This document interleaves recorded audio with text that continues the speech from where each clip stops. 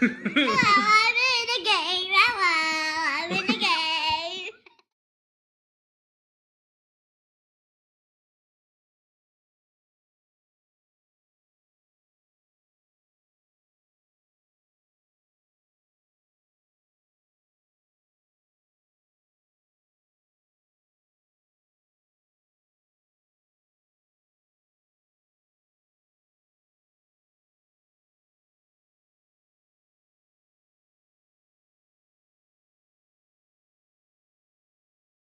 Hello, I'm in the video with my daddy.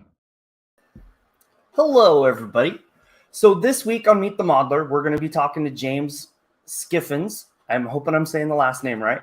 From the Modeler's Mess. But we're going to bring James on, get to know him a little bit, and go from there.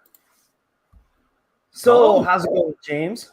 It's all going really well. How are you? So first, plug some of your content because you've got a YouTube channel, Facebook, and then like a podcast, I think. Yeah, so I've got many hats, of which I've put all on the other side, so I won't be changing them. But so I started up about 6.5, 7 years ago on Facebook with the Facebook group, which you can see at the bottom of your screen there, the Model Officers Mess. And the reason that came about is because I wanted to make a YouTube channel, which is called The Model Officer. And I wanted to do a competition, but I couldn't do that on YouTube. I couldn't figure a way of doing it sensibly. So the Facebook group started along with the YouTube channel. YouTube channel is quiet a lot of the time, but we do reviews, builds, all that sorts of stuff. The normal sort of stuff you'd expect from a model maker on YouTube. And then we also do some crazy stuff called a 48-hour build, which we'll talk about a little bit later on. And then during lockdown, not that long ago, I was sat in the garden, twiddling my thumbs, wondering what on earth the world was coming to, and said to myself, do you know, I've always wanted to have a model shop. Not that I'm ever going to be a millionaire with that, but I wanted to do something. So I set up a website called the Sprue Box. All the W spruebox.co.uk. So we do that as well now. I'll talk about that a little bit more about what we actually do on the website. And then just because, you know, I don't seem to have an awful lot to do, I started a couple of years ago with Malcolm Charles a podcast called Just Making Conversation. And we're not the normal podcast sort of thing you'd expect. Yes, it's about model making, but we try and take a lighter side of a look at the hobby, if you like. We like to have a bit of muck about, a joke, a bit of a laugh. We have a few guests that we interview. We talk about a few subjects. We don't go too deep with it because neither of us are what you would term as a professional know-it-all. Not that the other podcasts are, but they cover what's new, what's coming out, you know, and an in-depth look at kits and all that sort of stuff. And we didn't want to do the same, so we just try and take a light-hearted look at it, and then set ourselves a few challenges along the way. And then yours isn't what, 4 hours long? It's, I think the longest one's what, an hour? Yeah, so we go out of our way to ensure that the time of our episodes are around the 45-minute mark. So you might get a couple that are a little less, you might get a couple that are a little more, but we tend to make sure they're around about the 45-minute mark. And there's two reasons for that. One of the reasons is because we don't delve so in depth with a subject that we need hours to pick it apart and then, you know, go all over it. So, and like I say, it's a light-hearted podcast. So to have anything longer than that, we feel would be defeating the object. So, and again, the other podcast guys, I know them all. They're all great people, brilliant model makers. But they like to go delving in deep and talking about all that sort of stuff. So we let them get on with that, and we sort of dash around and give a little bit of something different. I've had Scott on here from Plastic Plastic Posse Mhm. podcast. He's Yeah. super cool. And that group, like, they don't do the same thing. Not one of them does the same thing. They all do something different. So you get a different aspect on that podcast. That's one of the ones I like. Yeah.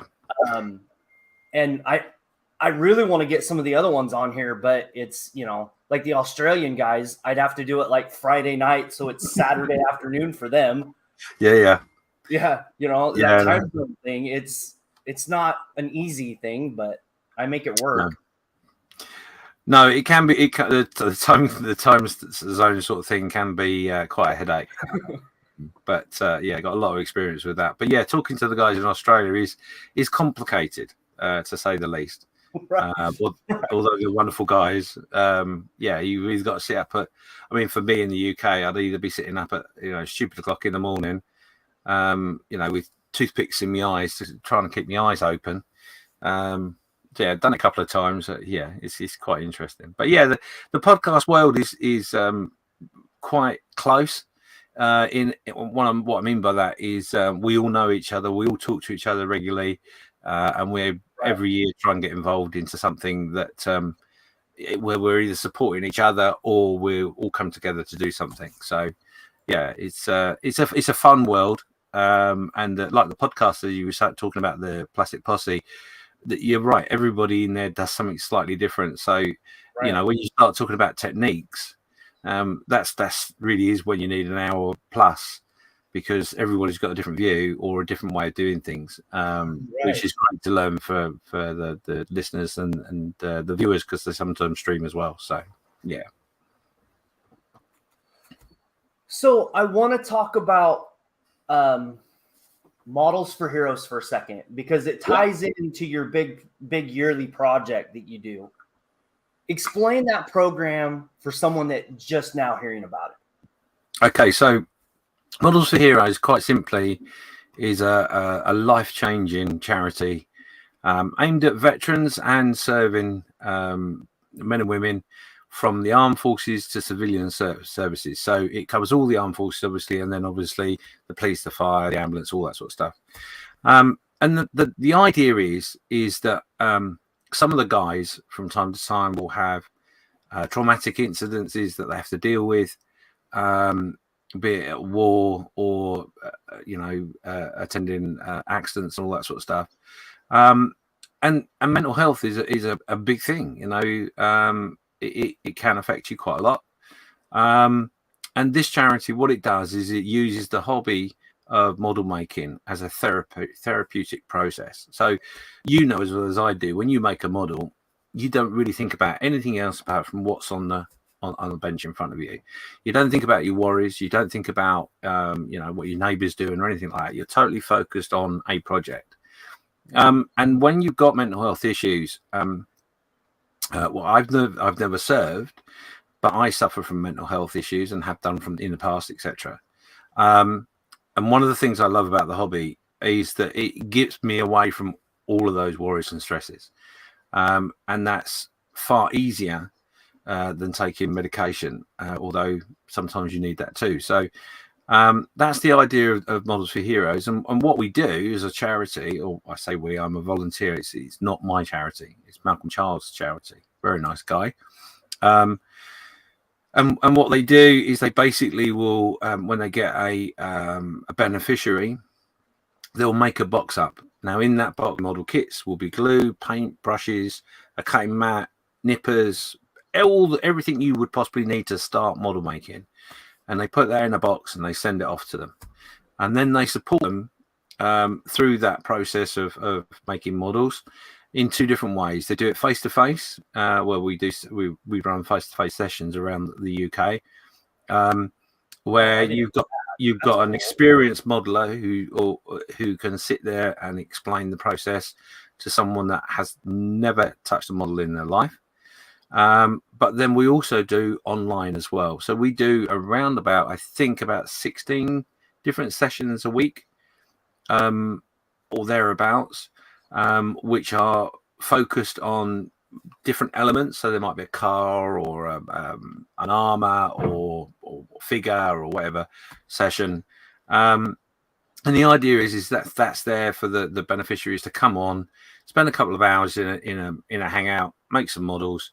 And what you tend to find is that when you've got people that are like let's say military for now, that have all served in the military, not necessarily all in one facet of the military, but they've all share a similar sense of humour, and a sense of camaraderie, and that in itself helps support people through the process of building models anyway.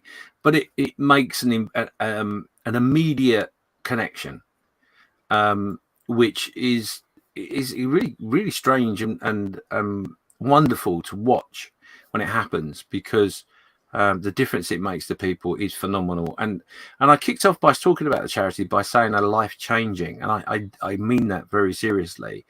This charity, this hobby, saves lives. And I sound like, I feel like I'm sounding flippant, but I'm not. I know for a fact I have beneficiaries that I've worked with or I know of that have literally, it saved them from doing something they will regret. So to be part of that as a volunteer is phenomenal. And I have run some face-to-face sessions, and I can't really put it into words. It's a fantastic environment to sit down and start talking to people. And I'll give you an example. For example, I always use this example when I mean the difference it makes. So I'm aware of a beneficiary that came to a session. He was military, had an incident that happened while he served, which created a lot of problems for him, both mentally and physically. Was going through therapy, i.e. sitting with somebody and talking to a counsellor and all that sort of thing. And realistically, the counsellor didn't actually know anything about this guy because he didn't feel comfortable enough to open up. So he came to one of our face-to-face sessions, and within about 15 minutes, he was just pouring out what was, what he'd gone through, how it would made him feel, because he was with people in a similar situation, and the therapist is sat behind him making notes, because that's the first time over a period of time in which she's been dealing with this person that he's actually told her stuff that she can then, right, okay, I can deal with that, I can, make a plan. So, that's the sort of difference you can make. And 15 minutes, 15 minutes to make a difference like that in someone's life is priceless. So, that's the charity in a nutshell. Malcolm Charles, the founder, works incredibly hard with it in all facets. It is his full-time job. And he is always there for every beneficiary, as well as the volunteers are. It's just a pleasure to be able to do it.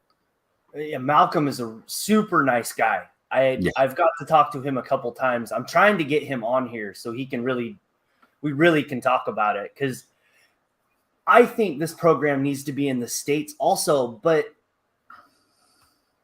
the States is kind of weird in a way, and it's not a knock, but it's kind of like these programs would help a lot of the service guys that are, just the same thing. And then the new aspect that Malcolm, and I want to talk to him about it more, but now they do like police officers, right? Am I wrong on that? Yeah, we cover all the services, whether they be military or civilian.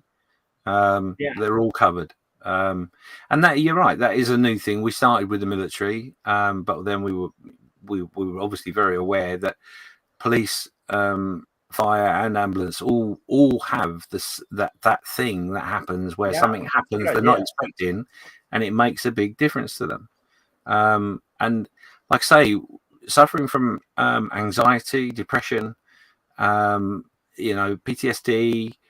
all those sorts of things, that they're all not treatable, i.e. to resolve, but the making of models, and it's not just models. There are any hobby that takes your mind away and makes you focus onto making something, will do the same thing. And it's worldwide recognized. that is a case. But trying to get countries, politicians, and some of the services to some degree. I won't be disrespectful to any of them, because it's a program in which is there for them, and they have their own things they try and do, and some work and some don't. Some are much better than they were. Some are far superior than other services. So it's a very mixed bag, and that's the problem. Especially in the UK, you tend to find that those sort of services are almost dependent on where you live, which is really strange. So Malcolm came up with this idea a long time ago, and I got to know Malcolm about the same time as he had the idea, and I've done nothing. I hope he would think I've done nothing to encourage him since. There are other charities. I mean, obviously, Models for Heroes is UK only. However, we do work from time to time in conjunction with a similar charity, which is set up because of Malcolm. Someone was an ex-serviceman, became aware of it, spoke to Malcolm.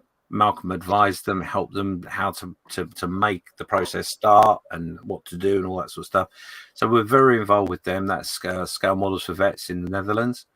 And this year, a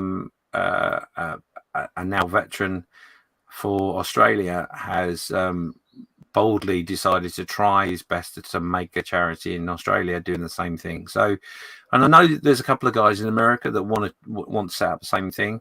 And of course, Malcolm is there helping and supporting people to do their thing. He's just a remarkable guy. He is my friend, and no, he's not paying me to say that. Well, not yet, anyway. I'm sending him a text now, telling him the bill, but I'm kidding. So now let's talk about your birthday bash, because that's one of your big events for the year, and I can only imagine what this process is like, because you had it in 5 different countries this year, right? Yeah, so the birthday bash started as a celebration of the fact that we had been surprisingly going for a year. The model officers mess was growing. People were still joining a year on.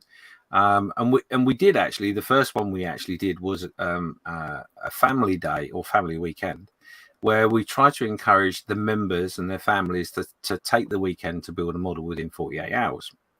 Now, the premise of that is because a lot of people will go, "Oh, I can't build a model in 48 hours. You're crazy." And it's like, you don't need to finish it. You just need to start it. If it takes you 3 months to finish, I don't care. It's no problem. Just be a part of the event. And it's grown from there. So this year, our biggest year in some respects in the elements that we do. We were live, obviously, across the world because it's YouTube, through StreamYard. We had participants in Australia, New Zealand, Japan, Sweden, Netherlands, America in several states, Canada. I think I've remembered everybody, but they all joined. I'm fortunate in the group I've got about, I think it's just over 2,500 people, members now, and they are all around the world. And those that can get involved do.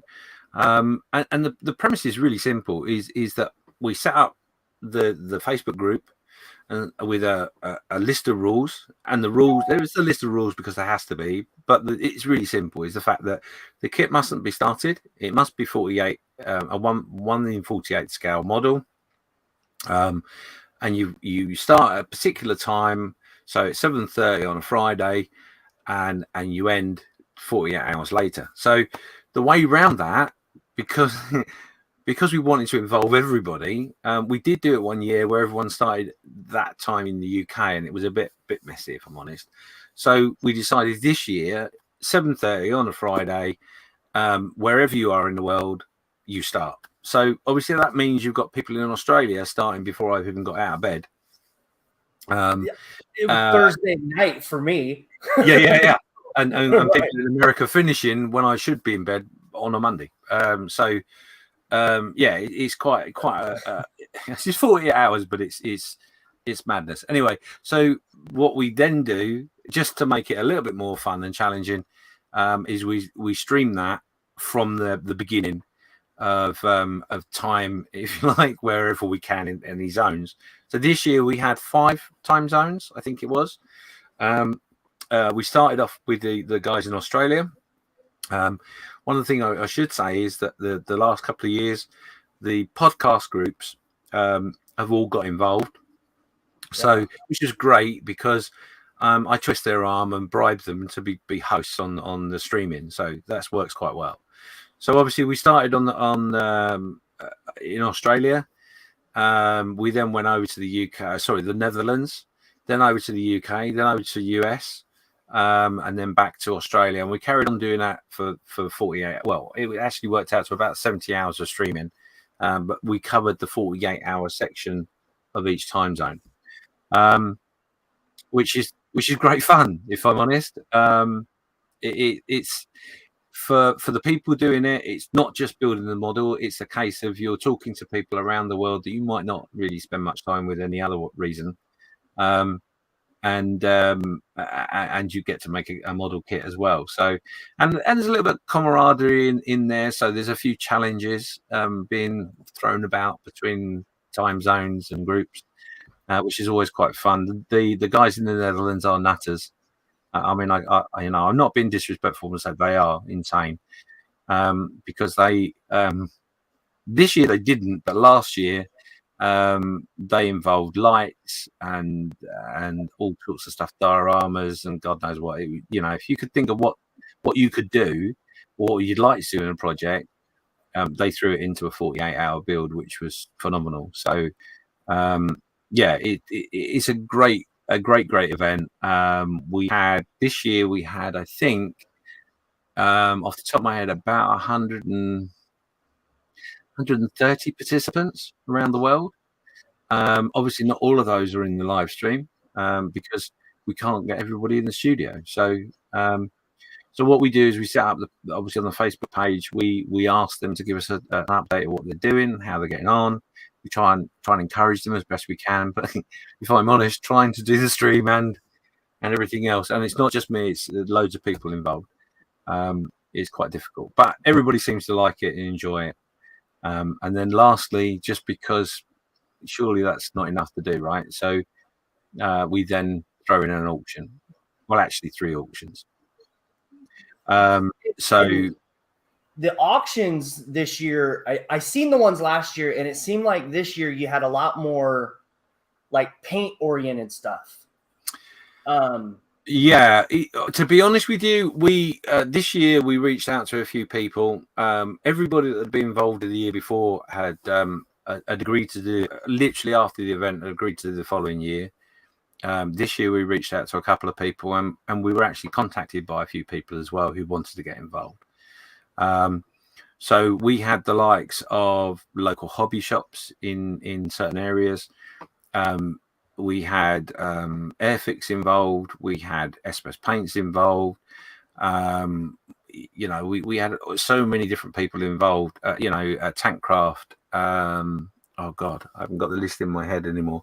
SMS Paints, Tankcraft, Outlaw Paints, Legend and Lore's Resin Figures. That's one of the things I got. And then there was like there was a car kit or plane kit or something. And like I heard the final number of what you raised, but I'm sure you got a lot more than that because you did really, really well this year. Yeah, no, we did. We smashed our last year's record by a considerable amount. I haven't got the figure in front of me, but it was over £8,000 we raised in the end. And was it 8,000 or more? I can't remember now. Jeez. I know the number I heard. Yeah, I think it was 8 something. I can't actually remember, but Yeah, it was a phenomenal amount. I mean, we were very, very fortunate that we had some guys and girls involved from companies. I mean, like I'll give you an example, like Metro Hobbies, which is a bricks and mortar store in Australia. They helped me last year because I went into a mad panic because I hadn't been let down as such, but I had an issue with the auction in Australia. So I actually sat up till silly o'clock and phoned them and said, "Hello, I'm some idiot, some pom from England. I'm doing this charity event, and I'm wondering if you're willing to post these something out for me." And basically, I was going to buy kits from them and say, "I'll tell you where to post it when I know." They got involved and they were great. This year, there was a spray booth was one of the auction lots. Plus kits and all sorts, and then we had obviously Jason from Outlaw Paints. I sent him an email the end of last year with do you fancy getting involved? To my astonishment, I had an email back really, really quickly offering me a full range of his paints 3 times, and I'm like, I don't know what I'm going to do with that. It's, and I tried lots of different ways in which we could maybe raffle it, auction it, or we and in the end, we had loads of conversations with poor Jason. I put him through the ringer a little bit, but we had loads of conversations, and eventually I said to him, "Look, I think the easiest way is just do a voucher, because 300 odd paints coming from Australia going to the US, UK. I mean, in Australia, it's not that big a deal what it is, but it's a lot more easier to sort out. But going abroad, it's more complicated. So that's what we did. We did a voucher, and he was very, very generous. And then, lo and behold, on the event itself, he starts throwing in with other lots. He threw in, I think, 5 kits plus paints. When he got to the paints auction, he then threw in another 100 pots of paint. But didn't do that just in Australia. We did it in America and UK, and we have 3 auctions. We have one for the US, one for Australia, and one for UK stroke Europe. He did it in all 3. He was uncontrollable. No, honestly, on the Australian auction when he did it, I'm so glad the camera wasn't on me, and because unfortunately I wasn't well this year, so. I'm like, what are you doing? Oh my God, no! So I was come the next auction, which is the UK auction. I'm thinking, well, okay, he's done it because it's Australia. It's all local posting to a point. And then he starts doing it in the UK auction. And I'm like, oh. So yeah, he was literally uncontrollable. And don't get me wrong, lovely. I mean, some people got some really amazing bargains. Right. Because his whole range, I know for the US has got to be $500-600. Yeah. So it's like that's a serious commitment. Well, it was, and I'm glad we toned down, because it's posting stuff around the world is difficult enough with the delays in shipping and all that sort of stuff that we've gone through over the years, plus the costs of rocketed and all that sort of thing. So I'm glad we did that. But he's literally just bought out a military range of paints, and he promised that as soon as that was released, the people that won those auctions would get that range. So and that wasn't involved in the voucher. That's on top of the voucher. So you're looking at 106, I think it is, pots of paint.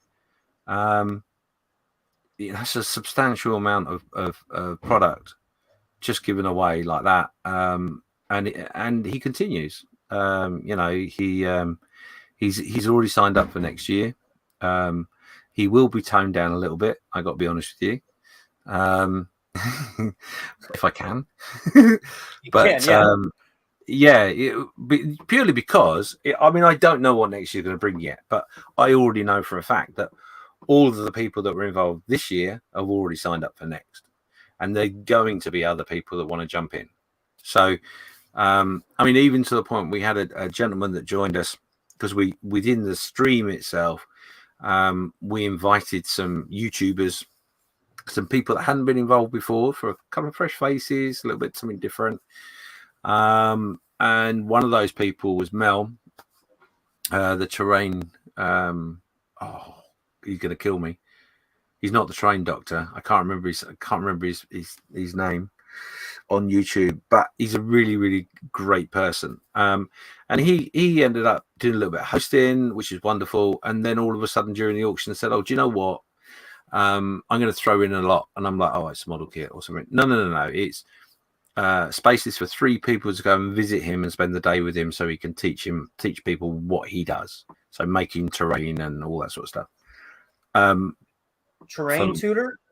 Terrain tutor. Thank you very much. Yes, thank you, Scale Model Views. Thank you to get me out of the sticky stuff.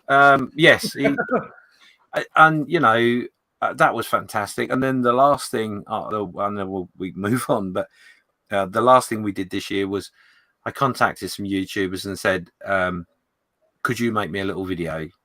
Really simple. It needs to be under 4 minutes." And all I want you to do is share a tip that you use in your everyday model making. That was it. And every single one of them replied to the email, went, "Yeah, I'd love to, but what is it you want me to do?" So I don't know. That was the whole point of getting you to do it, because I haven't got a clue where to start. So yeah, so we had Kathy Millett, very, very well known English YouTuber.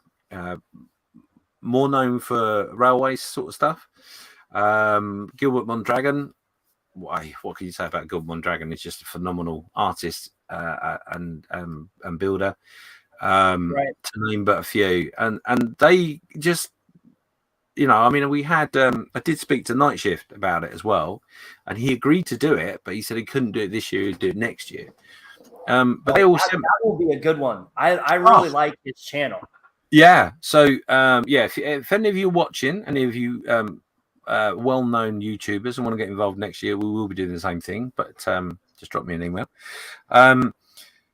So, yeah, so they sent videos to me, which are a 4-minute tip, and they range from making trees to how to clean your airbrush properly to, oh, God, what was there was just really simple things, but a 4-minute tip. And the idea was, obviously you're building a model for 48 hours, and we don't want you to be up 48 hours. We want you to go to sleep. We want you to eat. We want you to drink and get up and exercise. So we make sure that we do regularly a coffee break. And a coffee break was literally an advert saying, "It's coffee break time, get yourself a coffee." And that was it. But this year what we did was it's coffee break time, and while you drink your coffee, watch this. And it worked really, really well. We will I'm contacting everybody, and what we probably will end up doing is making a video with all the tips that will go on to my YouTube channel, because a lot of people have asked for them. But what we'll do is we may hide that behind a wall that you need to pay to, you know, make a donation to Models Viewers or something. I've not worked it out, so I'm sort of talking hypothetically. But yeah, that's something in which we'll do again next year. It worked really well. Right. Lots of good feedback on that. So yeah, it's just a really great event that we every year we try and do something just a little bit better, a little bit bigger. And like I moaned for nearly a whole year that we didn't have anyone from Japan, and then we ended up with two from Japan this year. So I've now got to concentrate on the Americas and other time zones that I haven't got yet. But yeah, so every year we make it just that little bit bigger and a little bit more special. So yeah, bear with me just 2 seconds. No worries.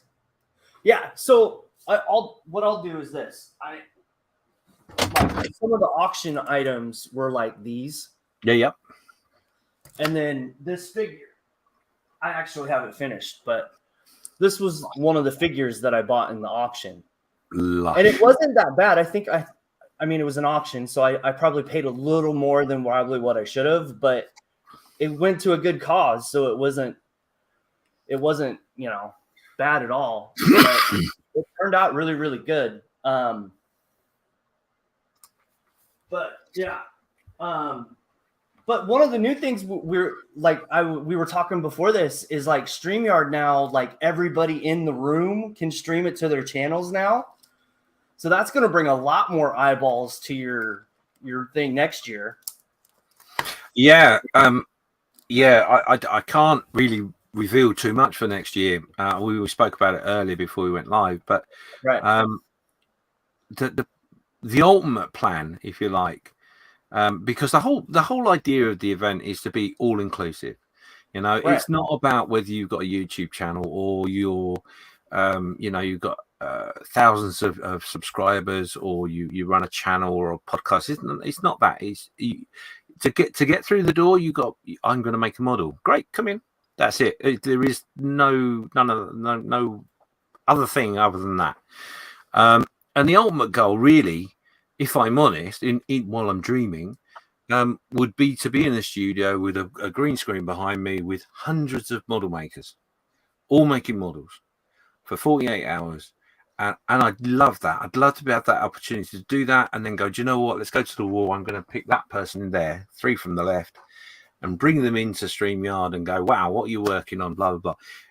Because that's the nature of the event, is to be all inclusive. Right. Yeah. There's some auctions, and yes, you can pick up some bargains, and you can pick up some tips and all that sort of stuff. But that's just a bonus part of it. It's just to be involved. That's all that matters. And like I said before and during what we've been talking about, it's not even a case of finishing. You don't need to finish. I mean, this year we opened it up a little bit in that it didn't even have to be a 1/48 scale model. We had figures being done in 1/16. We had someone that was making like a, I don't know what you call them, but it's a model within a picture frame. But it's a kit. That's all it is. It's a kit. That's got lighting and all sorts of stuff in it. We had Lego being done. It's just a case of being involved and having something that is a kit or something that's in pieces that you have to follow some instructions and make and potentially paint or whatever. It's just phenomenal, the amount of people that got involved and the support there was. I mean, the fact that we raised the money we did just shows the support. I mean, we did also do, or I do, the Model Officers Mess. We do a calendar every year, which there's no profit made. I don't take anything from that. Everything that we make profit goes to Models of Heroes. So that was thrown in. But this year we also did merch for the first year, and we sat. So basically this year, one of the biggest differences, we had a team. It wasn't just me and a couple of friends. Well, a couple of friends telling me, come on, for Christ's sake, let me do something. We actually had a team. So we had someone that was in charge of all the social media. We had someone that was in charge of all the auctions. We had a designer to make sure they got all the bits and pieces done. We had someone doing videos and all sorts. But one of the things the designer said to me, have you thought about any merch? And I was like, well, yeah, I'm not sure. But we did some merch. So we had a modeling apron made. We had t-shirts made. We had hats made, key rings, mugs, all sorts. And it was quite popular, which was quite cool. So yeah, that helped. So we'll probably do that again next year. It's just great. It really is great. And the amount of people that have joined it over the years, and have said at the beginning, I can't do a model in 48 hours. It's ridiculous. And been absolutely blown away that they've done it in 48 hours. Or less. Right. And I'm looking at you over there on the bench crew. You're one of them. One of the guys from on the bench this year, I think he completed his in 37 hours, maybe. The Dutch, like I said, they're crazy anyway. But I think I'm right in saying last year we had someone that finished a kit, started another one. So yeah, you just be amazed at what you can do. And once you get into the swing of it, and although I do not promote this because we want you to sleep, you know, once you get in the swing of it, you can't really let it go. But it's all really is all down to the kit choice. If you're clever with what you choose, a kit in 48 hours is super easy. Or you have to take advantage of the coffee breaks. It's one or the other, right? We haven't had anyone yet that has bought a kit, and made like bought said, "Oh, I've got this kit here," but actually bought 7 of them and part built them, so that, you know, every 6 hours he just swaps over to the kit that he's a little bit further on with. We haven't had any of that, so but yeah, it's quite amazing actually. And even I think one of the I've heard it from a couple of the guys over the years where they've said, I know there was one particular person said, "Do you know what? It takes me forever to finish a build, but now I don't understand why. Because I've used all the same techniques, all the same processes that I normally would make, and I've built it in 48 hours. So what on earth am I doing the rest of the time?" So, right. yeah. Right. So that's your big project for the year. Mhm. What do you like to build for the most part? Right. So for me personally, I'm a what I think you call them dioramarist. So Okay. I like dioramas. I love dioramas. That's my thing. The reason being is it involves potentially a kit or a figure or something, and the chance to do a bit of scratch building or mucking around. That's the sort of thing I like. But I don't shy away from any particular subject. So sci-fi, I've done armor, airplanes, yeah, anything that I can put in a diorama, I will give it a go. If it's something of interest, and that's the key for me, is that I don't really follow anything specifically, but if something jumps out at me and says build me, then that's the purchase I make, and that's how I've sort of always been. But like, for example, thanks, Johnny. Johnny in the chat has just said that I love the elephant. James did, yeah. It's up there. So I might try and get that down. Actually, it'll be a little bit of a. Is it up there? Oh no, it's in there. So yeah, I got an African elephant, which an Asian elephant. Sorry, an Asian elephant, which were used in the Vietnam War by the Viet Cong on the Ho Chi Minh Trail, moving all the goods around and stuff. And that was something that just sort of jumped out at me. And I was like, oh, that's really unusual, interesting. We could do that.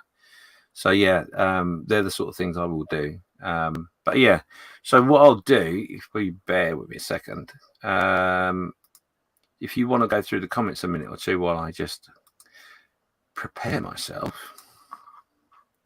Yeah, no, it's pretty cool, some of the stuff that you've done. I've, just trying to get prepared for this. You can tell that you're really into dioramas because there's a lot of stuff on your Facebook page. Yeah. Well, it is the main. It is my main bread and butter, for want of a better phrase. So yeah, this is going to be a bit more complicated than I at first anticipated. Oh, 148 U-boat. That's awesome. Oh God, yeah. That is a project that has not finished and stalled many times.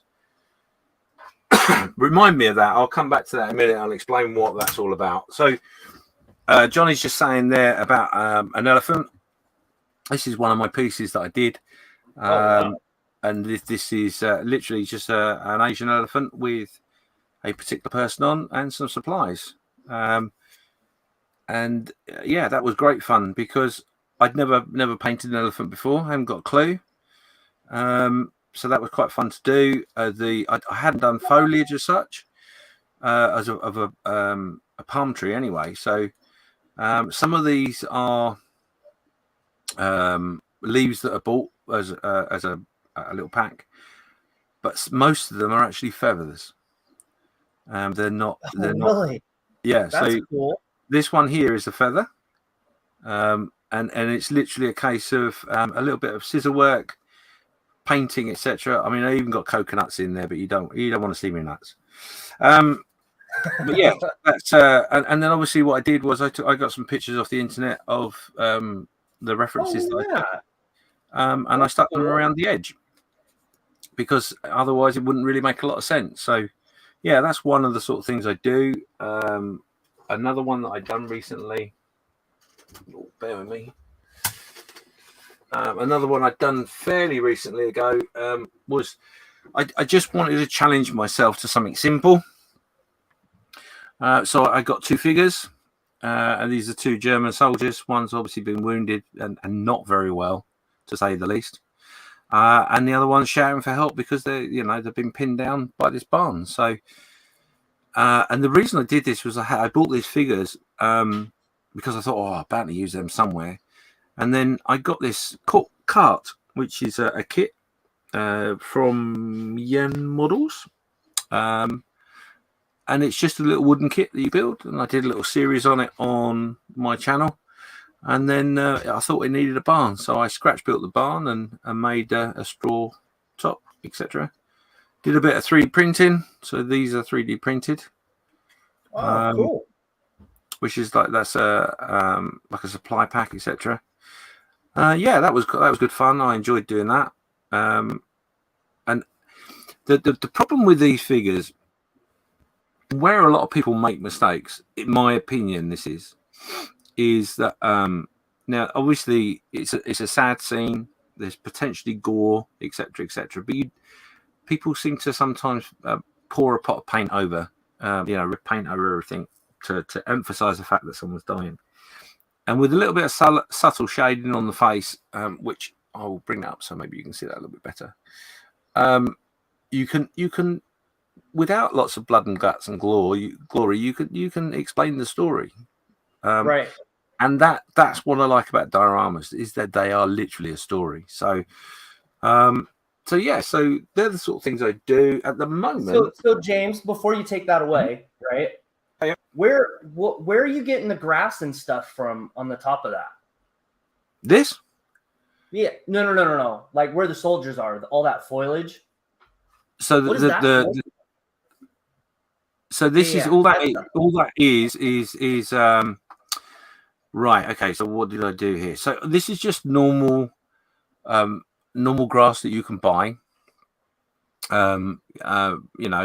Flocking sort of stuff. Put on with an applicator, so you create a bit of static electricity to make it stand up. These longer bits here are actually painted bits of this. And what this is a large decorating brush. Okay, that's cool. So I've literally bought. I didn't buy a brush. I had a brush that was sitting around, and I cut all the hairs off at the length I wanted. And although you can't really see it, they are actually in bundles, in length. So there's 3 bundles that make up the roof. And then you put them on, and then you just throw lots of paint and stuff at it, and hope that it comes off to look a little bit like a straw roof. So yeah, it's that's the sort of thing I like. Is yeah, sure, you can buy bits and pieces to do this, and you can buy a kit probably, but there's hundreds and thousands of things around your home that you can use to make a diorama. And they're the sort of things I enjoy trying to figure out how to do. But yeah, I like this particular diorama. It's one of my favorites, just because it screams out to you what the story is you're trying to tell. And I mean, even the point where the helmet here on the side, if I can get that in close and close. Right. Oh yeah, you can see the helmet now. Yeah. So in the helmet, you'll actually notice that the insert's been done in the helmet as well, but you don't get that in a model kit. So I had to research what is actually in a German helmet, because I don't know. I know it's got straps, but yeah, so I had to research that and then try and make it to fit inside the helmet to represent it. I mean, the biggest thing with dioramas, well, model making generally, is that a lot of people get hung up on accuracy. And yes, it is important, but as long as it's remember, it's a model, so it's a representation of something. And as long as you're hitting the mark as a representation, and someone can look at it and go, "Oh, that's a helmet. Oh, that's a dying soldier," or or that's a bag of potatoes. That's all you need. Is you just need to be able to trigger the mind to understand what it is on that scene.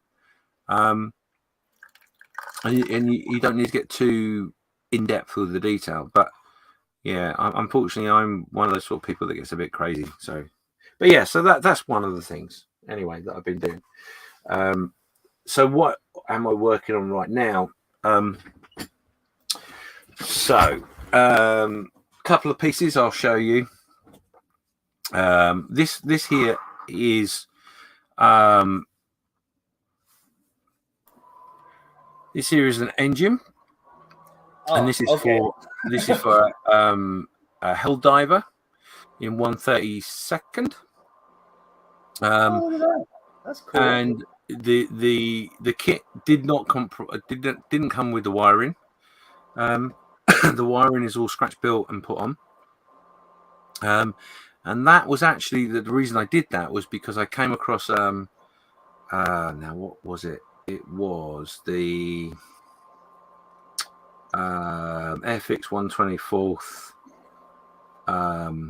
One of their recent ones they did, and they had in the instructions a wiring diagram, so you could add the wiring on, and it just so happens to be the same engine.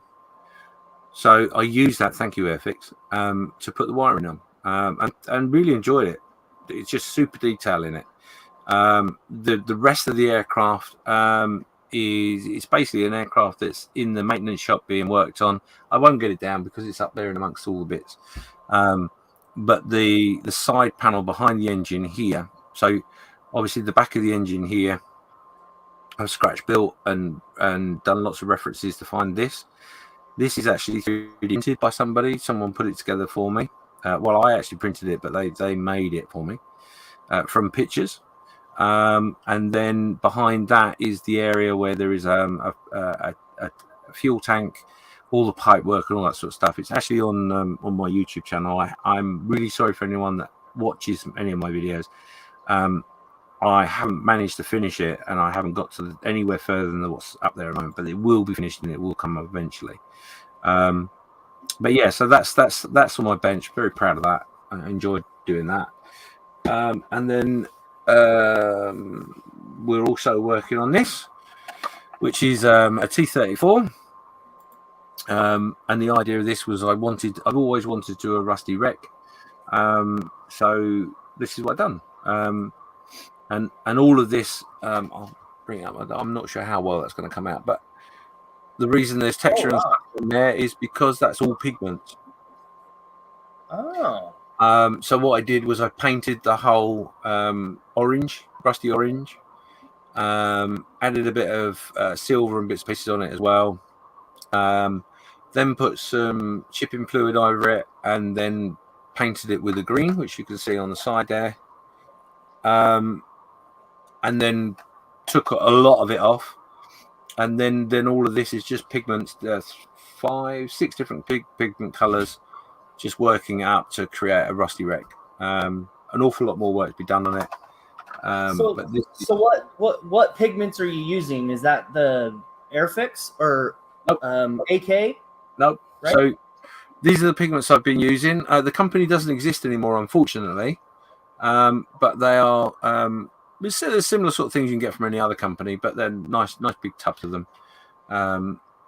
Yeah, so they're just really interesting to use. And there's a little bit of an art to it, of which I'm still learning. So I can't say I'm proficient per se, but this is all done and waiting to be sealed. So the reason my hand underneath it is to catch any pigment that might fall off, because it's the problem with pigment is you can attach it, but it doesn't always, when you get the clumpy little bits, they don't always get held properly, so they do fall off, and they're very, very fine. pigments, the ones I've used. So yeah, so that's going to have a coat over that, and then we're going to play with it a little bit more, because that's going to be a T34 that's been abandoned, and not for any major reason other than the tracks come off or something like that, and then just been forgotten about. And I'm gonna try my best to have some trees growing through the wheels and all that, and the tracks and all that sort of stuff, to show that it's been there for a long time. The vegetation's just growing up around it. Nice. So yeah, it's all little elements in which I've not done before that I want to try and play with. So yeah, that's that. Which I've got to be careful with that one.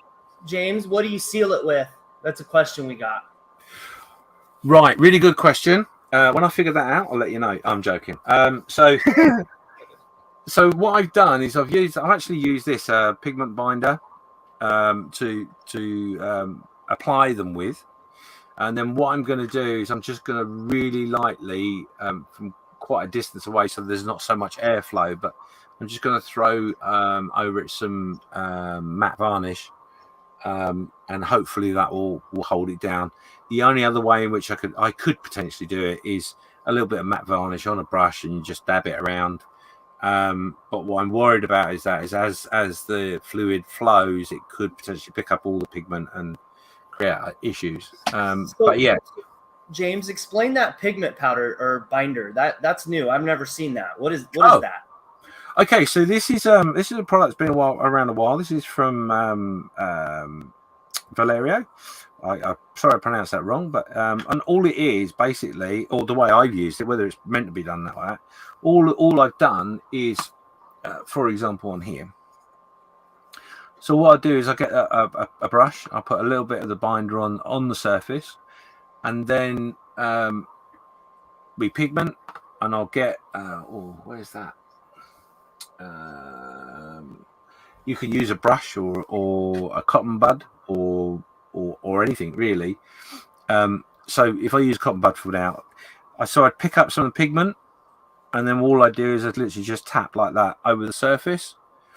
So it will dust onto the binder, and the idea is just the binder is the agent that will hold it onto the model, which it has done to a point in most cases.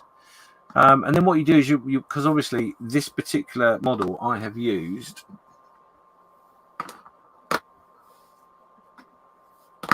4 different colors. So you've got like quite a dark rust. You've got like a medium sort of rust. You've got a very light rust, and a bit of black. So they're the colours I've used. And all you literally do is you just tap away and build it up, and eventually, over time, it will start representing what's in your mind's eye. So do you have to put the binder over each pigment, or is it you just put the binder down? Yeah, so basically what I would do is, say for example, I start with the dark. What I do is start with the dark, put a bit of binder on here, put a bit on, and then I go around a bit more on, and carry on. And I carry on with this one, carry on. And eventually, in theory, when you get around the other side, this side's dry. So then what you do is you get your binder again, you add a little bit more, get your next color, tap. Oh, okay. And that's how you build it up. The binder will react with the pigment underneath if it's not fixed it fully, or it's a little bit damp. But that can create interesting effects that you weren't really managing or wanting to do. But that's the joy of the game, really. Is the adventure is to see what comes out of it. So this will sound crazy, but this is actually a test piece. Because I wanted to try and understand how to do it, and that's why I said earlier, when I figured it all out, I'll let you know, because it's something I will be doing a video on, because it's something I really enjoyed doing, and it's unusual. I mean, there's lots of people that do it, don't get me wrong, but a lot of modelers won't touch it because they'd be too scared to. So and then obviously the other reason for this is that my business side of things, I will be bringing out a range of pigments too, so that will be part of the deal. So I wanted to know what I was talking about with pigments before I got too far down that road, and that was my way into it, if you like. So yeah, so that's that. Was there any other questions in the chat from that? It kind of works as glue. Yeah, that's yeah. Yeah. Works close to a spray glue. Yeah. Yeah. No, that was some of the other questions. I mean, you can use it's like thinners and stuff like that. I mean, anything that's basically wet that dries quickly will work. So I mean, you could do it. You could do it the other way around, where you put the pigment on, and then you use a brush. I mean, Night Shift does it, I think, this way, and there's a couple other modelers that do it, where they put the pigment on, and then they will use a paintbrush, and literally, if you can imagine your paintbrush, you got a bit of water on the end of your paintbrush, and you're sort of almost touching it, and the water will react to the surface, and the capillary reaction will work down the pigment. And like I say, by making the surface tension, by making the surface moist to start with, it gives you a bit of a glue to start with on that process. And it's a slow process. It takes a bit of time, and it does take a little bit of practice. And I am still practicing, very much so. But it's just really enjoyable. It's just something different and unusual. So yeah, I will do a video soon. I promise. It will be on Model Officer on YouTube. I hope by the end of the year. There you go. That's awesome. So, what are some of the cool tools that you use? So it looks like you're getting into the pigments. Okay, so tools. I got all sorts of tools. I'm a bit of a. I think the phrase is tool whore. If I find something that works, I will get it. As simple as that. I think my newest tool that I bought is this, actually. So this is a compass cutter, and it gives you the ability to cut circles and all sorts of fun and games.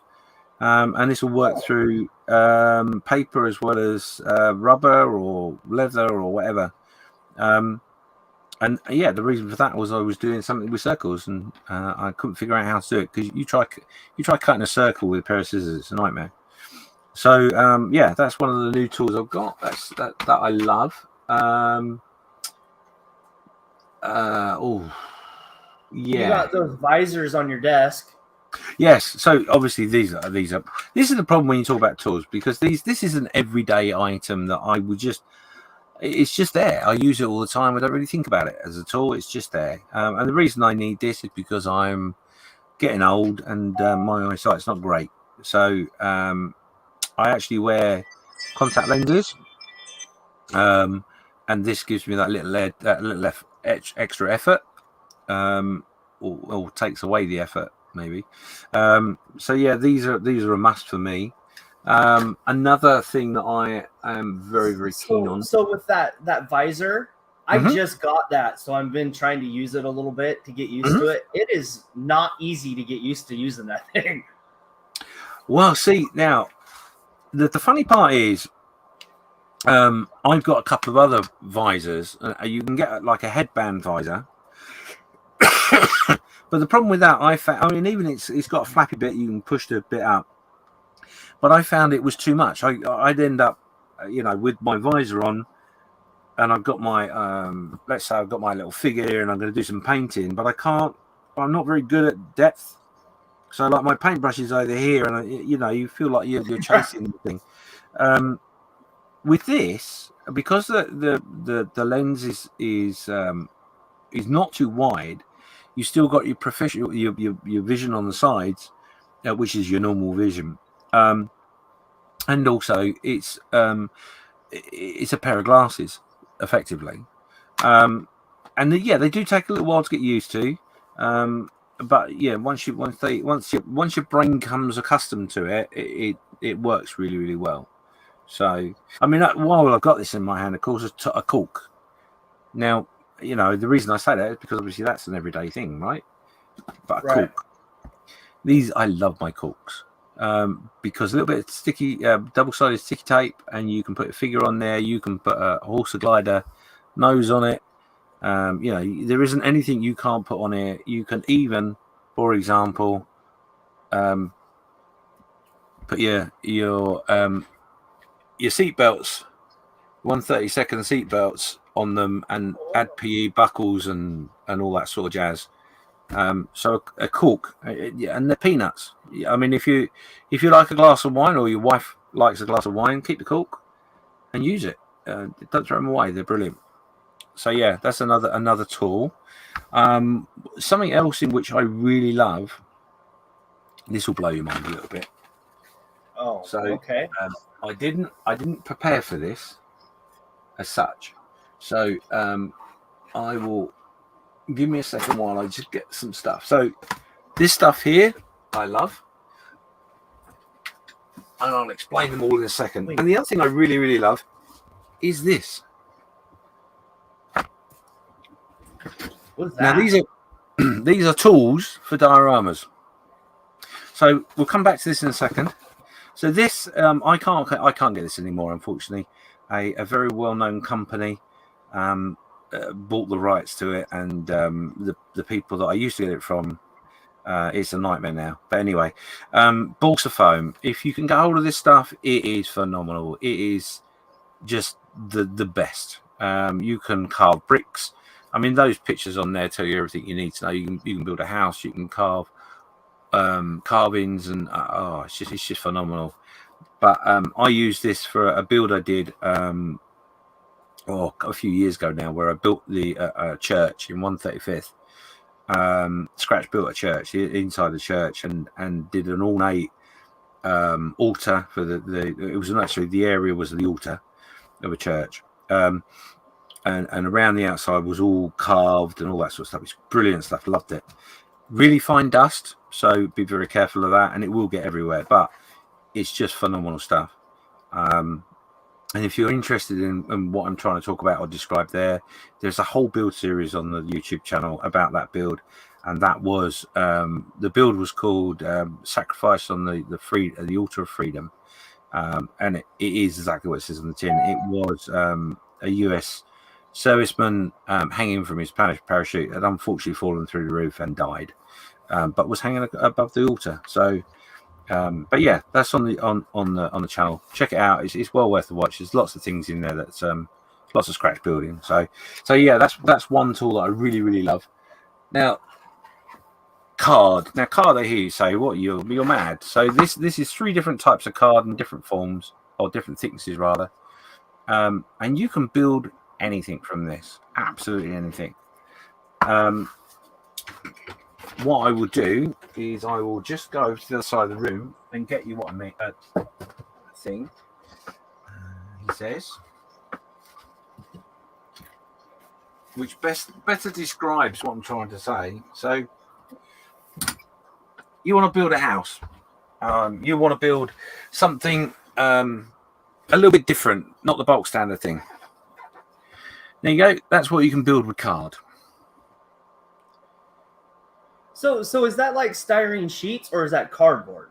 No, that's cardboard. Literally cardboard. Cardboard. Okay.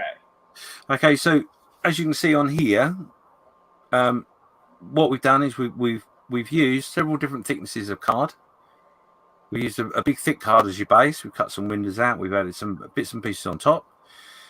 We put a little bit of a shelving scenario here, if you like, and a little frieze. Now I'm not gonna lie, I didn't carve the frieze out. I'm not silly. But the windows are all made out of balsa wood. But you can make them out of card, which I'll show you in a minute. Just so happens. And unfortunately, because I wasn't prepared. Oh, there it is. So yeah, so this is that. Now, all this is a little bit of furniture haberdashery. You can pick it up anywhere for peanuts. And then you just stick it onto the card, paint it, and you got yourself a little bit of carving in stone that you didn't think you could ever do. Huh. That's so, yeah. cool. Yep.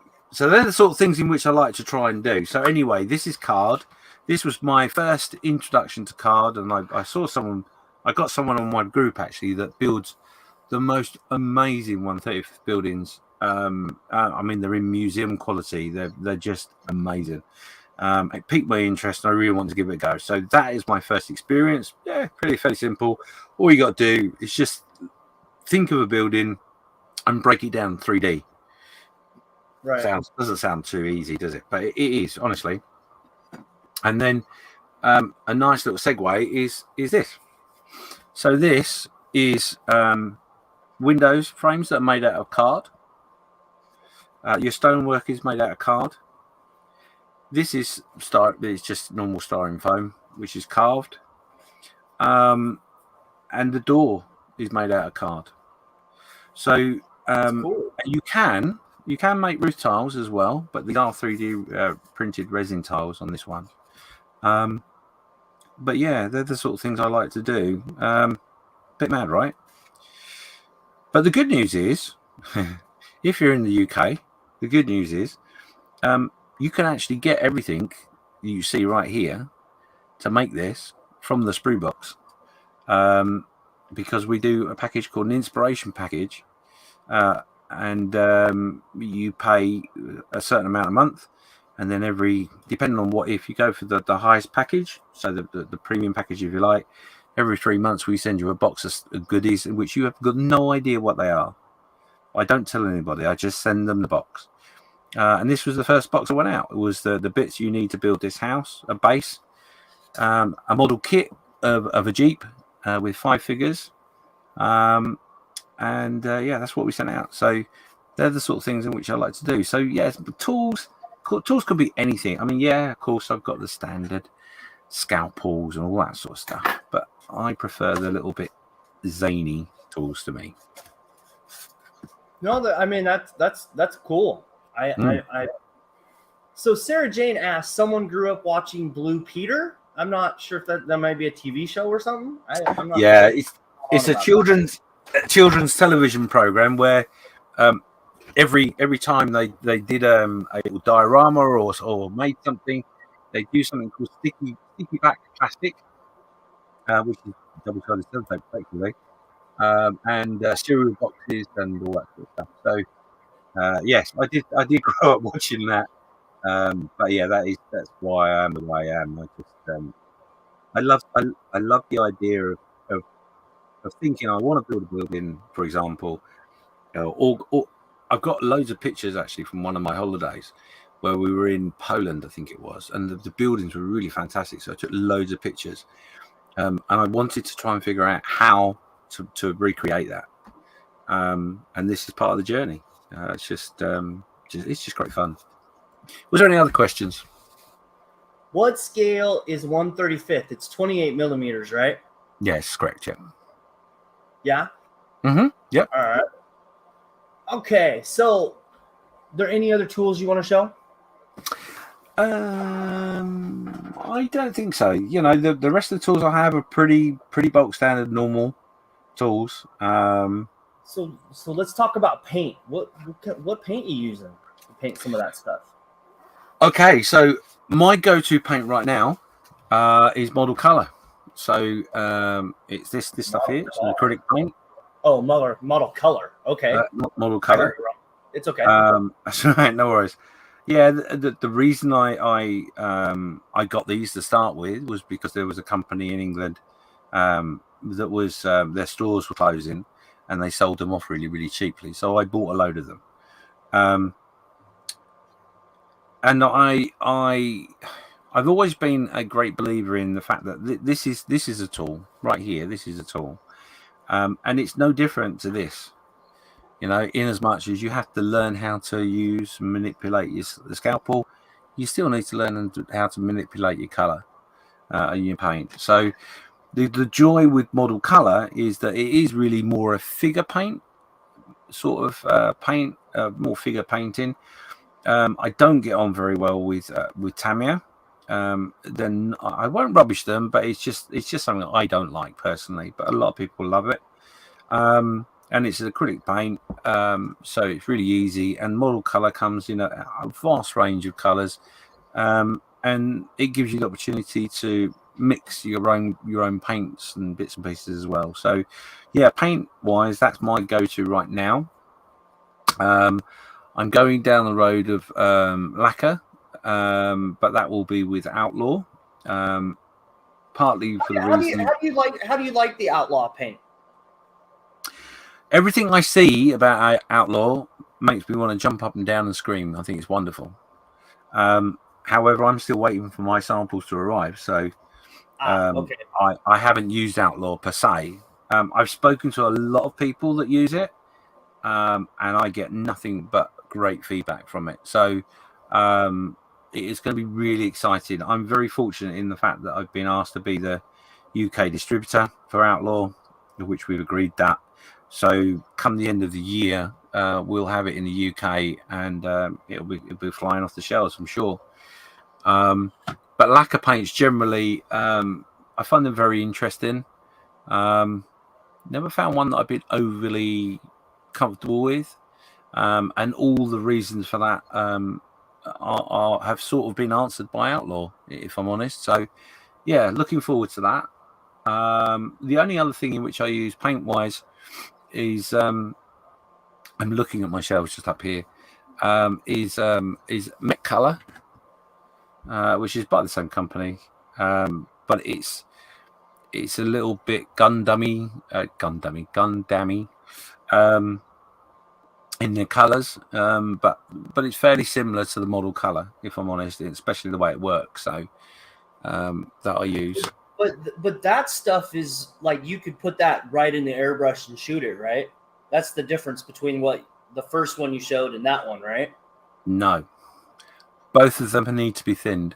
They're not airbrush ready.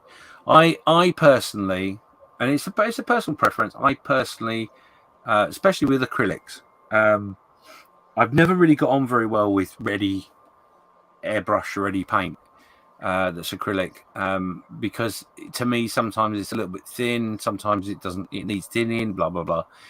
Plus, also for me, the reason I'm like that as well is that, remember, I've got a range of paint in which I've had to get used to and had to figure out how to use. So obviously this model color is more the sort of stuff you put on a wet palette and use a brush with. So I have to learn how to thin that. But because I've got that, I don't see the point of buying it already thinned, because it comes in the same size bottle, but I get more out of this than I would a bottle of pre-thinned paint. So yeah, it seems to me to be more economical as well. So, yeah. So, and like I say, the few that I've tried, and remember, the big thing to remember here is you've got to learn how to use your paint. So if you buy a bottle, pour it into your airbrush and go, shh, oh, I don't like that. That's not learning. That's just spraying. You need to learn by practice, by playing with it. The pressure that you need, the density of it, etc., how it works on plastics and whatever else you painted. So yeah, so that's the main paint I use. I do have a little bit of Mr. Hobby, a couple of the box sets, and they're quite good. I quite like them. Not super keen, but yeah, they're okay.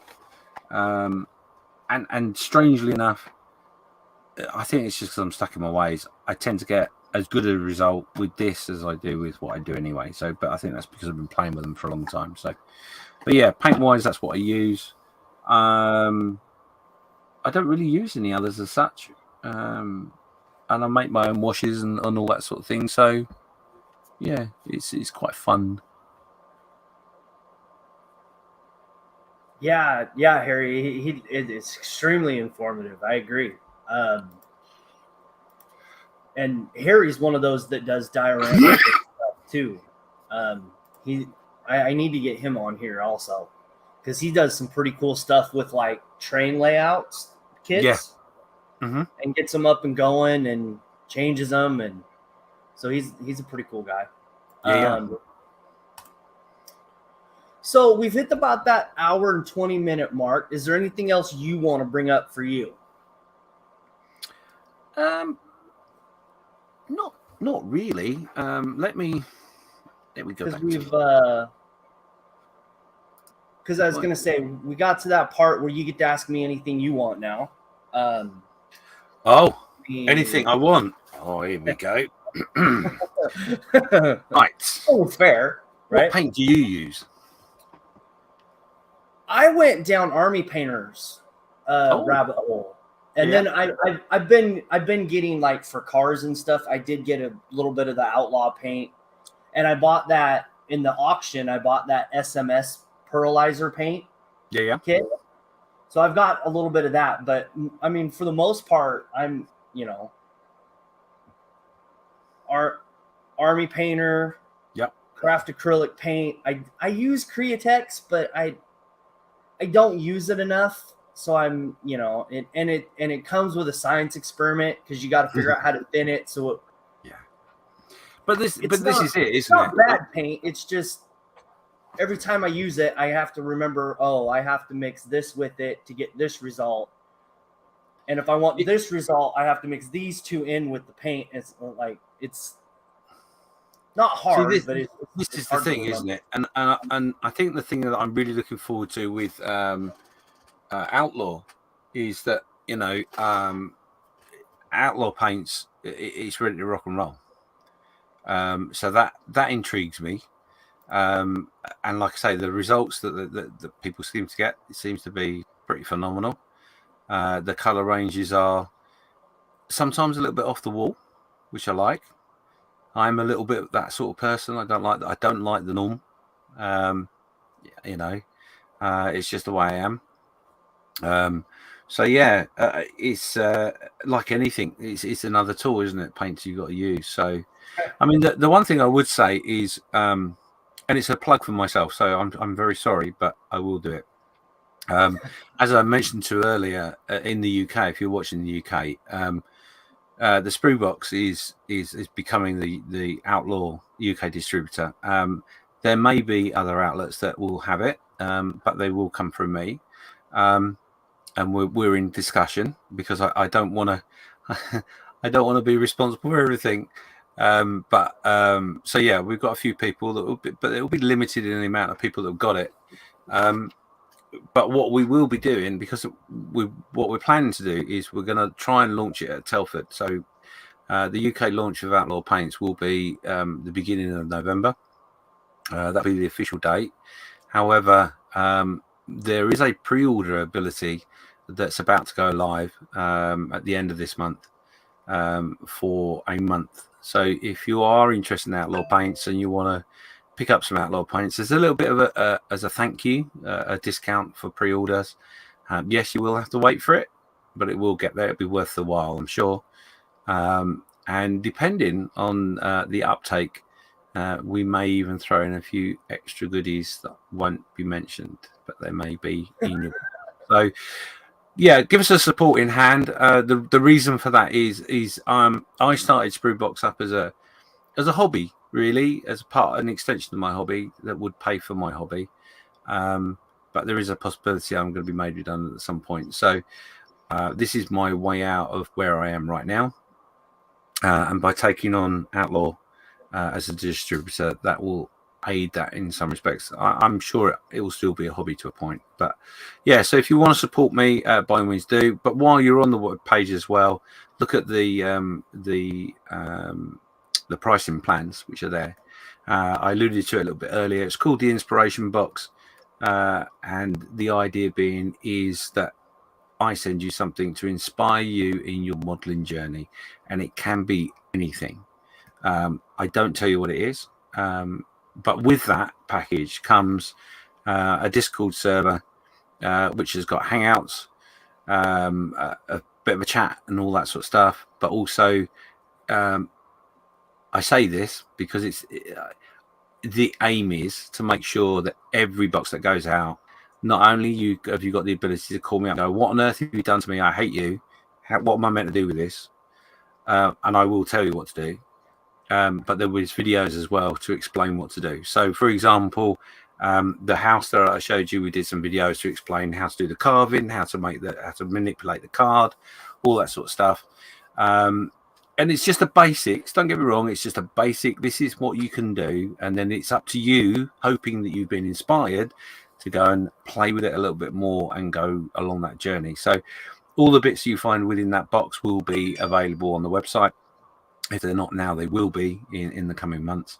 And for example, the last box we sent out, which I'm allowed to talk about because part of the idea is you've waited 3 months for that box, so I don't tell anyone about it until you've had it for at least a month. But the box that went out just recently was to help you with your figure painting. So what you got was a 1/16 bust head, all the paints, brushes, etc. that you need, and then I think it equated to around about 5.5 hours worth of video content explaining exactly step by step what to do to get the perfect face. And the idea is that you got that 1/16 figure, you can do it and then go, do you know what? I think I can do better. Wash it all off, start again, and carry on doing that as many times as you like. And that linked in nicely with the first box because there were 5 figures in that box, and the idea is I did tell people don't do the figures, do everything else. You've got plenty to do, leave the figures.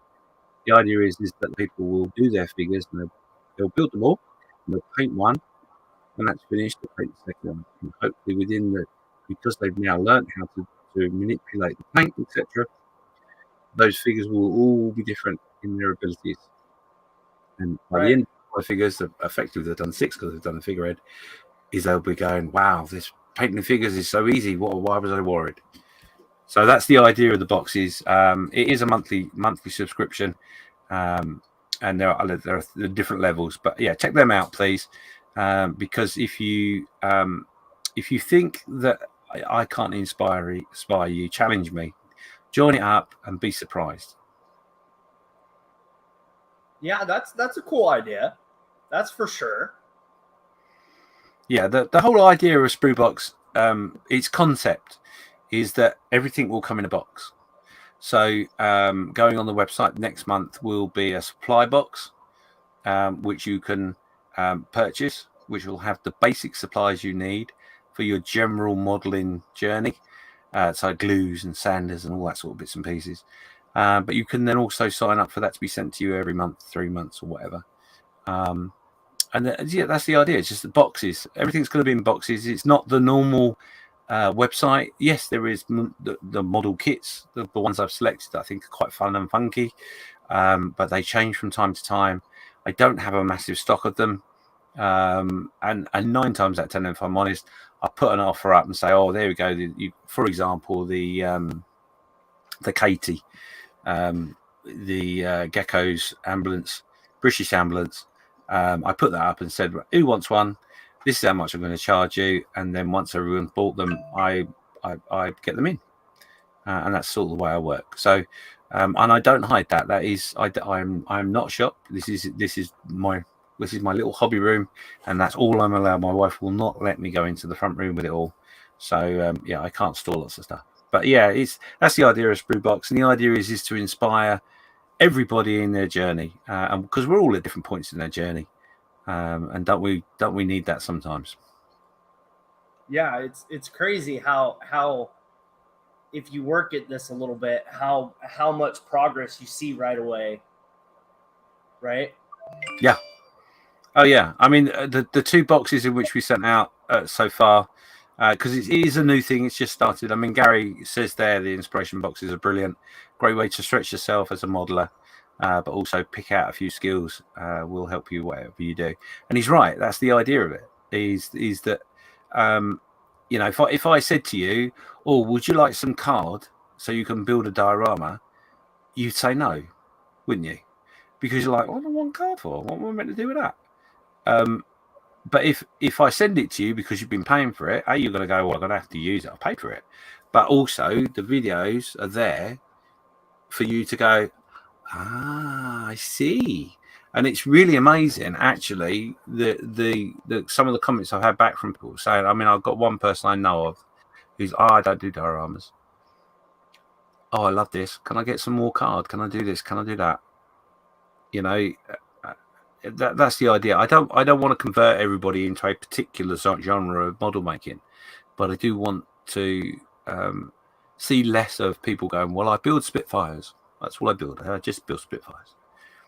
There's lots of other things out there, and lots of other techniques that are needed for those other things. It's not just the subject matter; it's the techniques.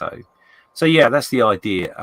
We have actually in the subscriptions we've got. I've got one person in Ireland who signed up, and I did even have someone from the States who asked what we could do, and I'll be totally blunt and upfront.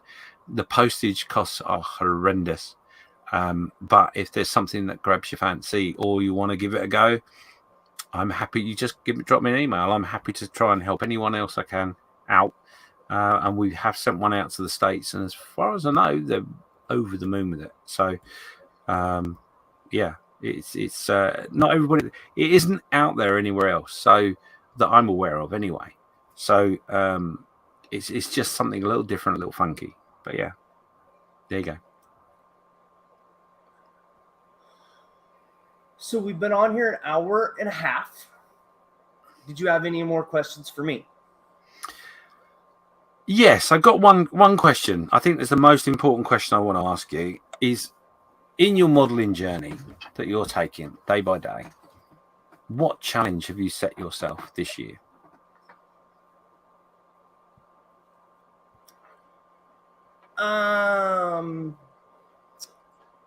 Well, I mean, I'm already kind of doing it, but I'm trying to get back into doing it. I went down the figure painting rabbit hole like 3 years ago, and I really haven't come out of it. But like, I mean, you can see the bodies, like the NASCAR build. You know, I pulled out the Ford Expedition police car to test out, you know, a paint, and so I'm. You know, now I have to build it. You know, it's just stuff like that. I don't have a huge stash, but I have probably about 100 kits. And then I also have my 3D printers, so I'm always printing something. I mean, from like filament to where's the Joker out here? You know, resin with the Joker. You know, it's. And I don't do the, you know, I've got Marvel characters, DC characters, Warhammer stuff that I've printed out. I want to try to get the Galactus done for a model show next month or in June or July. But yeah, I mean, that's kind of where I'm at. I just trying to get back into doing more kits.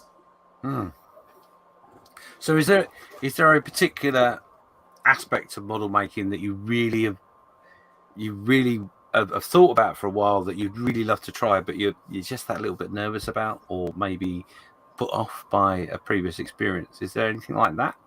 So I love helicopters, right? And doing a helicopter kit is just a nightmare to like wrap your head around. Because you got the windows, you got to get the paint right, get it glued together correctly, because, you know, all those things are like form fitted, so they don't all fit together right. Yeah. From the couple that I have done, because I've got probably about 4 military ones, and then I've got the MASH helicopter. Oh, right. And then I have like the, what do you call them? They're not the Donald Trump plane helicopters, you know what I mean? Like rich people have, but it's like the one right underneath that have the like slick domes, and yeah. I have a couple of those. But yeah, that's the stuff I want to try to get to eventually, but I'm still trying to learn, like trying to figure out how to use. This is that evergreen window glue, canopy glue. Yeah. And I like that better than I do some of the other stuff I've used. But it's just, you know, it's just getting. It's difficult, right? Yeah, I've got helicopters as well. Helicopters is the one thing in which I've never quite got right, and never been overly happy with. Although I do have, just behind me, I've got a Wessex Lynx from Airfix in 148 that I have to do very shortly, which is going to be fun. He says gritted teeth, but yeah, I understand that it is so. There's so many different elements to it, and with the helicopter, it seems to me that if you get something just that little bit out of place, it has a knock-on effect all the way through. I mean, other kits are like that. Don't get me wrong, but helicopters especially just seem to that biteability, I call it. It will bite your ass if you're not looking. But well, yeah, like I have the off spray in Italy. Yeah. It's like a $60 kit here.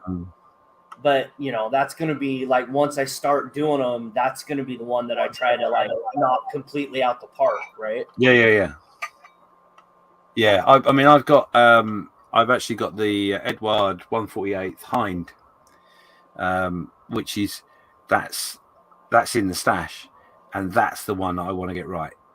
I mean, don't get me wrong, I want to get the next one that I do right too, but the Hind especially, it has I don't know why, it just has a sort of a place in my mind that I want to do a certain special thing with it. So yeah, that's important to me.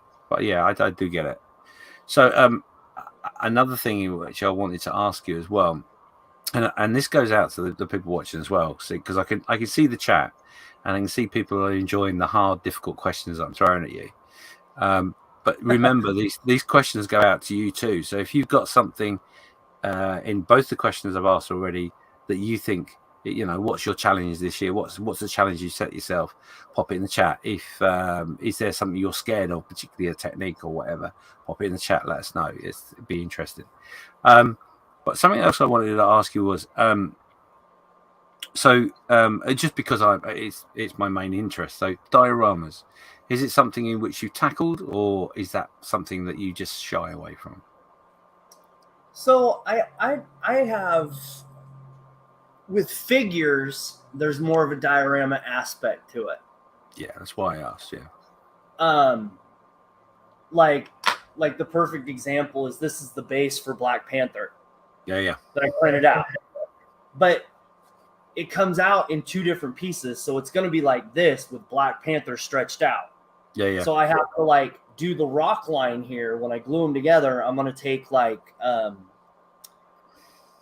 call them like little bushes or whatever you want to call them from our army painter. Oh, right. So the little stuff, the little seafoam sort of bushes. Right. Mm-hmm. I'm going to put that above the crack, so when you look at it, it's going to look kind of weird if I don't do it all the way across. Yeah. But just enough to get it, back. I don't want to pick it up, but there's on Red Dragon, right? Yeah. He's been doing those hind kits. So I took the Danger Girl set that we've been doing and put it on a round, I call it but I basically did a round base, took a router and put a groove into it,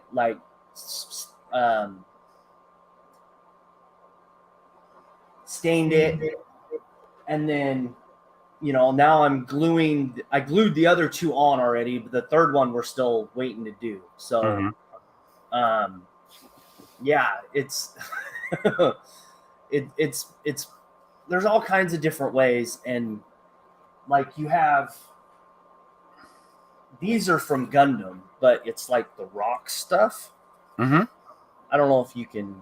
Yeah. Like I use a lot of this stuff, but I mean, a lot of the bases, like, it's crazy.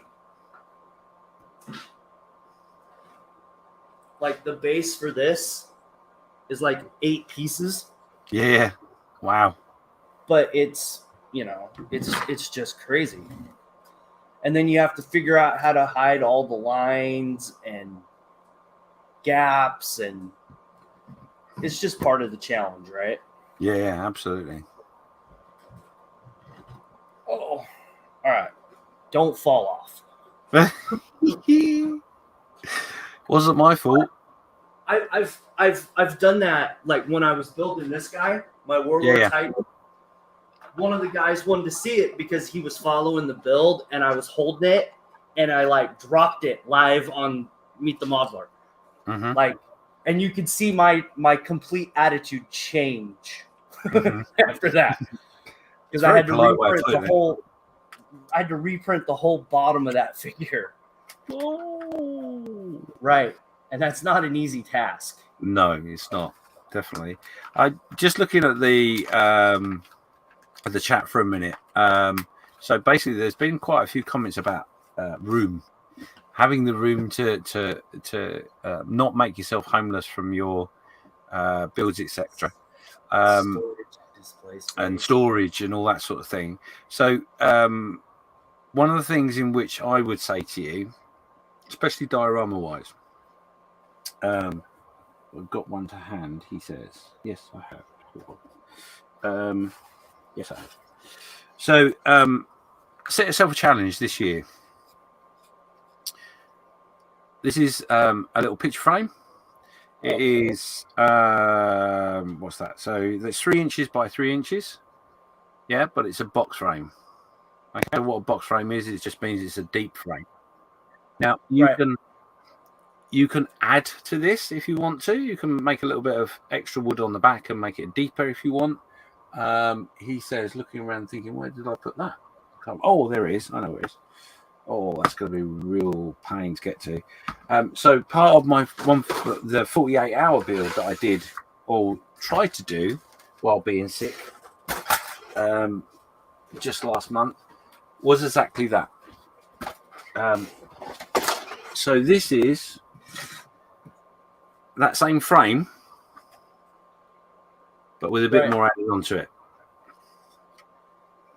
And there inside is a barn, as you can see. Right? Now, the reason I'm showing this is you can buy these at any size you want, but just think for a second how easy it would be to add a little bit of wood to a box frame, do a model, stick it in a box frame, and then suddenly you've got a frame that you put on the wall. There you go. That's how you do your models and get a little bit of storage. Or the other thing you could do, of course, you're talking about an airplane. Remember, I just happen to have an airplane next to me. But if you can imagine this glider, it's going to take up a lot of space. What you could actually do is just hang it on the wall like that. Right. I've seen a bunch of aircraft guys do that. Yeah, it becomes a piece of art. And all you need is a couple of hooks just at the right level to hold it on the wings. And that's all you need. So there's lots of ways around it. Yeah, give it a go. Well, see, now I've seen people take like wood bases. Mm-hmm. And this is round, so it doesn't have to be round. But I can't see at the moment. There we go. Take like this and set the airplane on this, and then this up against the wall too. Yeah, you can do that. Then when you want to take it to show, you just peel it off the wall, right? Yeah, absolutely. Yeah, there's lots of ways in which you can, interesting ways in which you can do your model making, and make art out of it effectively. I mean, one of the great things I've seen is, I can't remember his name, but there's a guy that I know who hates putting models together, but really loves the painting. So he'll get a kit, a sprue, he'll paint everything that's on the sprue like it's a model and absolutely perfect, and then put that sprue in a picture frame. Oh. So you end up with, so for example, a 1/72 Airfix kit, you'll have the sprues with all painted. So it's like a model, but it just isn't put together. And that's a way in which, and he said to me, the reason he did it the first time was because he wanted to learn some techniques. So like weathering and that sort of thing. But couldn't be bothered to have a what they call a mule, which is just a kit that you do all your bits and pieces on, and it's not really ever going to be anything other than just a practice piece. And I thought, what a great idea. Plus, also, if it all goes terribly wrong, you can stick it in a box, point it in the bin. Don't have to worry about it. But if it goes really well, you can stick it on the wall and go, "Oh yeah, I did that." So yeah, there are lots of ways around the storage, and also remember the storage as well. Your workbench is really, really important. I mean, you'll see over my shoulder here that I've got drawers all over the place, and that's a great way of controlling your tools and your paints and all that sort of thing. And you can either make them. There are lots of ways you can do it cheaply, or you can go to a local DIY store and buy little plastic boxes. I've got some over in the corner there that's holding certain things, like a little square box. Or you can pick up the Hobby Zone, quite a well-known company from Poland, or EBMA in the UK. They'll laser print. They'll laser cut some drawers or whatever, and send it to you, and it's like a little kit you build, and then you're all organized. So being organized, being space saving devices or containers are a definite must. So if you haven't got them, get them. But anyway, there we go. That is all my questions for you. Yeah, that's awesome. I appreciate all the questions. Those were really well thought out. Thank you for coming on. I know I wanted to do this closer to the 48-hour build, but next year we'll try to get you on like a month before. Yeah, brilliant. And then maybe get you and Malcolm on together if you want. Yeah. I'm actually trying to get Malcolm on here to do an episode, but if nothing else, get you both on here and we can have a nice hour and a half or hour chat. Yeah. No. Get Malcolm on. Having a chat with him about Models for Heroes. It's really enlightening and well worth a chat. And I'm only just a mere volunteer, so he would have a lot more stories and a lot more foundation for the reason why it works so well. Well, and most of the UK guys on YouTube support Malcolm in that. Yeah. And that's why it's one of those topics I try to bring up with each of the UK guys, because it's such a great charity. Right. Oh, yeah, absolutely. But yeah. So thank you for coming on. I will talk to you in a couple minutes. All right. Yeah, my pleasure. Thank you for having me. Yeah.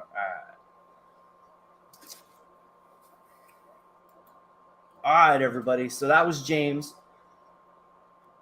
And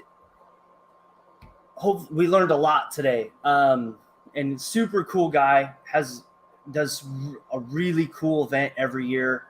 So if you're not subscribed to him, please go over and hit up his channel. But I will see you guys next Saturday. And where'd he go? Yes, I got your email. I will respond to you later. All right. See you guys next week.